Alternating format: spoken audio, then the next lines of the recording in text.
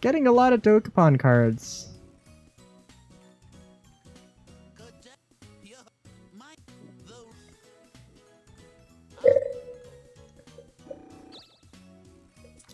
If anything going last is good. Okay.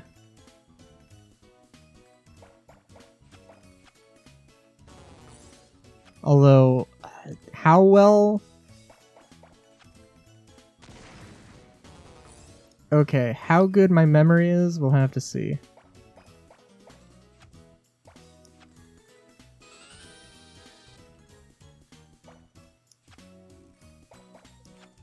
Shit.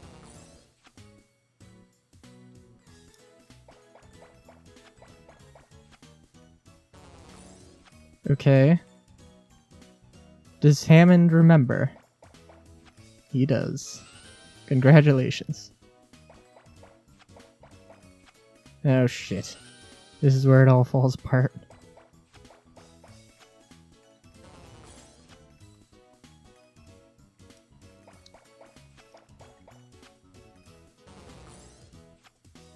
Also not helping me too much. Wait, was it literally... The game is really good at these. Fuck. I just complimented you, Gabe. Why'd you have to go and fucking do that? Oh, but she does remember that one. Okay, that's great.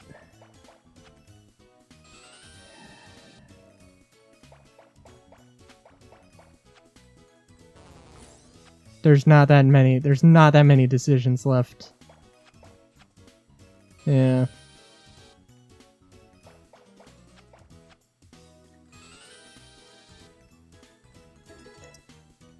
Just note how many were fucking right next to each other. Oh my god.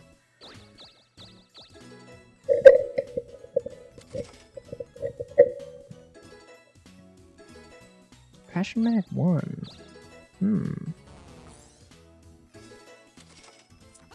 Got some money. Thank you. But,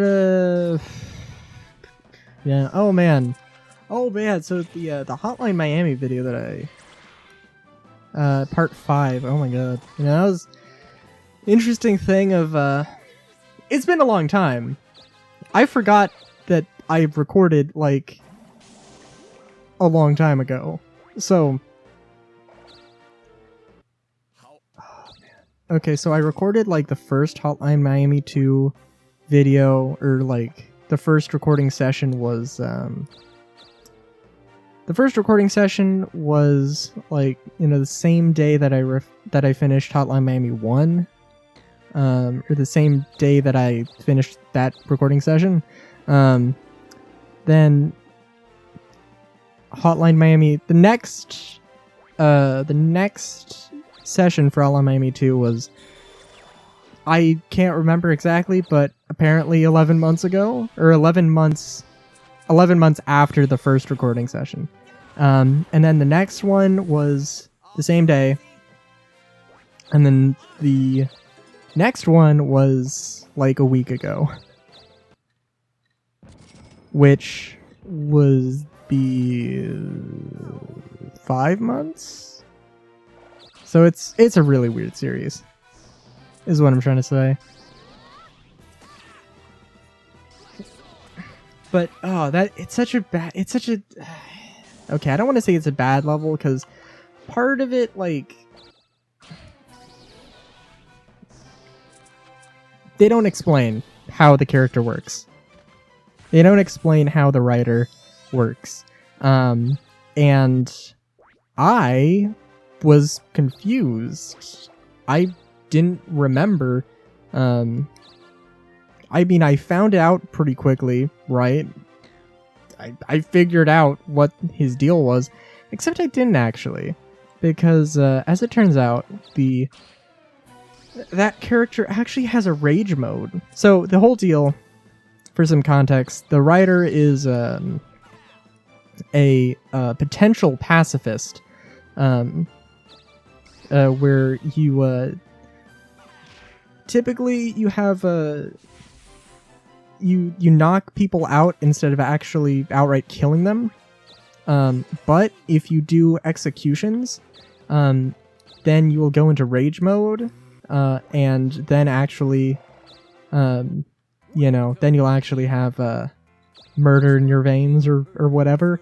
And also, you can't use guns. Whenever you pick up a gun, you will unload it and possibly disassemble it. But you can't pick it up. You can't use it as a throwing weapon. You can only use blunt weapons. So that's his whole deal. But they never actually explained it in game. You have to figure it out. And you are very likely also to never figure out about the rage mode thing. And it's a thing of like the executions take longer than typical. The executions take longer than they typically do. Which, and you can cancel out of them, which again, they don't mention this at all. So naturally, me editing this, like, wait, I don't even remember this. What? I go and look it up on the wiki. And of course, because the wiki's just structured like this, I see a certain thing, and now I've got part of the story spoiled for me. It's a very strange circumstance, but my point being, if I want to find information about something, in a game, there should be an in-game resource. Now, granted, of course, this might be limited to some degree if you're talking about a certain game in a certain time period, like, like the NES, where they did actually put guides in the manuals, at least for the most part. So, yeah, it's just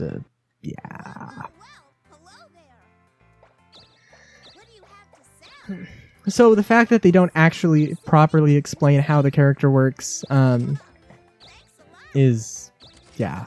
And I mean, like, for, like, the masked characters, like the animals, or the fans, I'm sorry, for the fans, the one line, it's not, I mean, it's enough for them, because it's, you can pretty much describe what each member of the fans does in one line.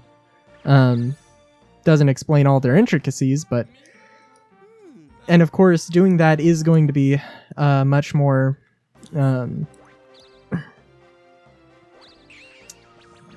what's the word?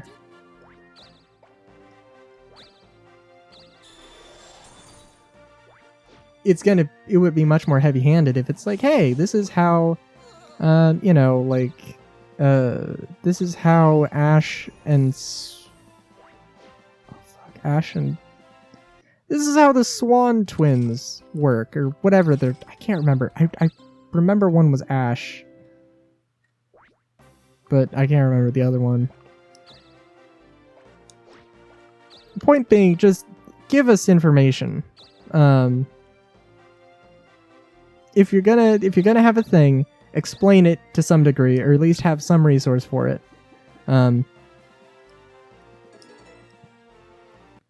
If not, something like super in your face, at least something in an options menu or some hints menu or something like that. If you have to go to an outside source, if you have to go to a website in order to understand how to play a game, you failed as a game designer. Which, of course, because every video has to have some mention of Star Citizen. This is absolutely a problem with Star Citizen. In its current state, as an alpha, which is not that big of a deal because it's an alpha. But, like, I remember one time there was a dev that was like, somebody was like, according to the DPS calculator, which is You know, I think I've mentioned an amazing resource, but, you know, it's, you know, like data ripped from the game put into a format that's easily digestible by, you know, the average player, instead of, you know, like some coding junkie of some kind. Wow. Wow.